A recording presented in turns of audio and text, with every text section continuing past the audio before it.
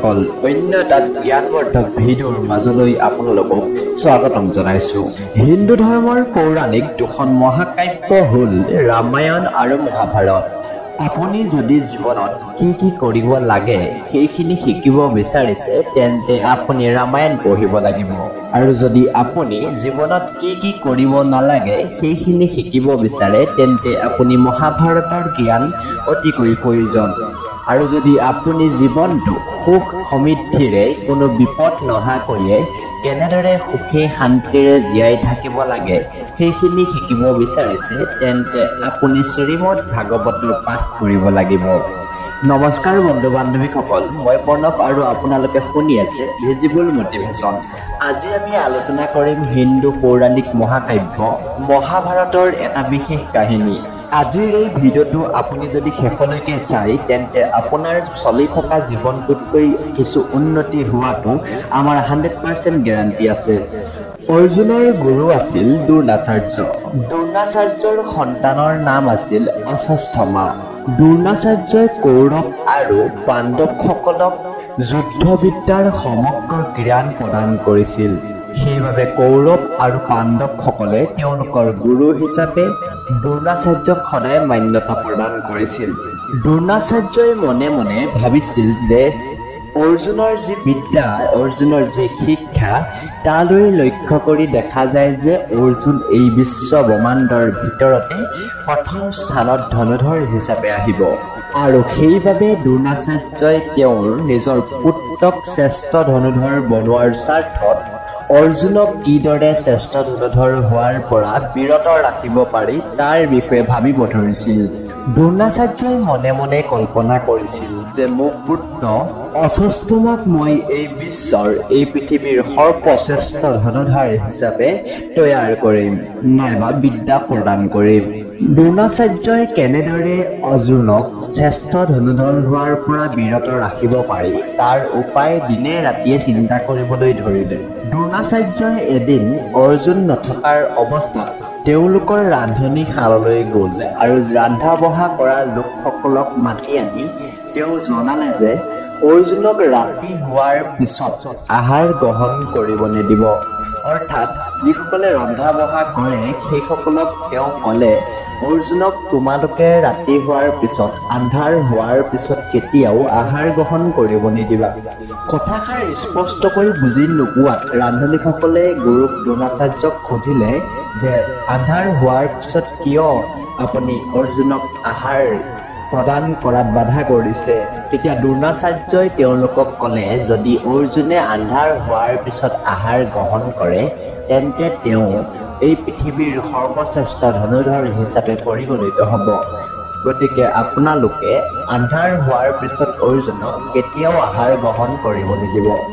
গুৰু দ্ৰোণাচাৰ্যৰ কথা মতে ৰান্ধনী ঘৰত কাম কৰা লোকসকলে অৰ্জুনক কেতিয়াও আন্ধাৰ হোৱাৰ পিছত আহাৰ গ্ৰহণ কৰিব দিয়া নাছিল।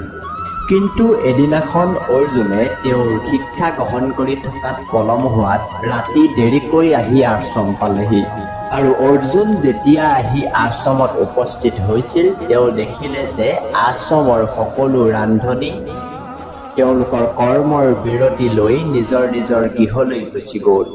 অন্ধকাৰ ৰান্ধনী ঘৰত অৰ্জুনে কেৱল হাতে খেপিয়াই নিজৰ আহাৰ কোনোমতে গ্ৰহণ কৰিলে, আৰু অৰ্জুনে যেতিয়া নিজৰ আহাৰ গ্ৰহণ কৰি আছিল তেতিয়া অৰ্জুনৰ মনত এটা ভাৱ আহিল যে যিদৰে মই আন্ধাৰতো নিজৰ আহাৰ আজি গ্ৰহণ কৰি আছো, ঠিক একেদৰেই যদি মই আন্ধাৰত যদি মই ধনু চলাব পাৰোঁ, মইতো দিনত ধনু চলাব পাৰিছোৱেই, মোতকৈ পাৰ্গত হয়তো আৰু কোনো নোলাব। ইয়াৰ উপৰিও মই যদি ৰাতি ধনু প্ৰেক্টিচ কৰিব পাৰোঁ, এই বুলি মনতে ভাৱ লৈ অৰ্জুনে বাহিৰলৈ ওলাই আহি তেওঁ প্ৰত্যেক দিনাই আন্ধাৰত ৰাতি হোৱাৰ পিছত ধনু চলোৱাৰ বিদ্যা প্ৰেক্টিচ কৰিব ধৰিলে। আৰু যেতিয়াই এই কথা দ্ৰোণাচাৰ্যই গম পালে তেতিয়া তেওঁ মনতেই শুধৰণি হ'ল যে অৰ্জুনেই আৰু অশ্বত্থামাই। তেওঁ এই বুলি ভাবি ৰান্ধনীঘৰৰ সকলো কৰ্মকৰ্তাক মাতি আনি কথাষাৰ সুধিলে যে তোমালোককতো মই ৰাতি আন্ধাৰ হোৱাৰ পিছত অৰ্জুনক খাদ্য গ্ৰহণ কৰিবলৈ দিবলৈ মানা কৰিছিলোঁ, তৎসত্ত্বে তোমালোকে আন্ধাৰ হোৱাৰ পিছত কোনে তেওঁক খাদ্য গ্ৰহণ কৰিবলৈ দিলা? এনে কথা শুনি ৰান্ধনীঘৰৰ কৰ্মকৰ্তাসকলে তেওঁক উদ্দেশ্যি ক'লে, হে গুৰুদেৱ, আমি তেওঁক আন্ধাৰ হোৱাৰ পিছত কোনোদিনেই আহাৰ গ্ৰহণ কৰিব দিয়া নাই। কিন্তু আমি এদিন সোনকালে গুচি যোৱাত তেওঁ পলমকৈ আহি আন্ধাৰে মুন্ধাৰে নিজৰ আহাৰ গ্ৰহণ কৰিছিল। আৰু এই কথা শুনি দ্ৰোণাচাৰ্যই গম পালে যে অৰ্জুনে ৰাতি আহাৰ গ্ৰহণ কৰিছে, আৰু ৰাতি আহাৰ গ্ৰহণ কৰাৰ পিছতেই তেওঁৰ মনত সেই ভাৱ উদ্ভৱ হৈ তেওঁ যে প্ৰেক্টিছ কৰিছে সেই কথা বুজি পাবলৈ আৰু দ্ৰোণাচাৰ্যৰ অলপো বাকী নাথাকিল।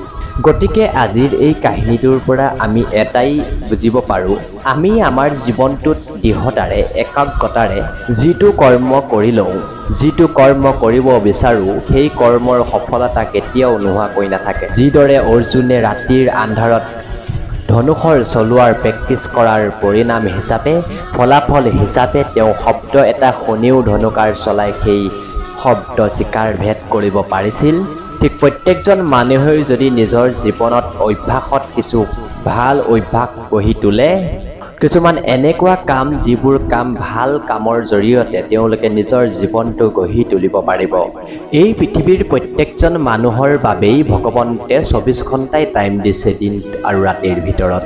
তথাপিতো আপুনি কেতিয়াবা ভাবি চাবচোন, আমাৰ সমাজখনত যিসকল ধনী ব্যক্তি আছে তেওঁলোকেওতো সেই 24 ঘণ্টা ব্যৱহাৰ কৰিয়েই আজি সুখ শান্তি অৱলম্বন কৰি জীৱন জীয়াই আছে।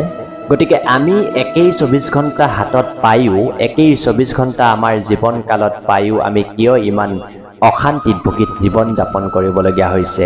বন্ধু বান্ধৱীসকল, এই বিষয়ত আমি পিছৰ পৰ্যায়ত এটা ভিডিঅ' প্ৰস্তুত কৰিবলৈ চেষ্টা কৰিম। আশা কৰোঁ আপোনালোকে সেই ভিডিঅ'টো আদৰি ল'ব।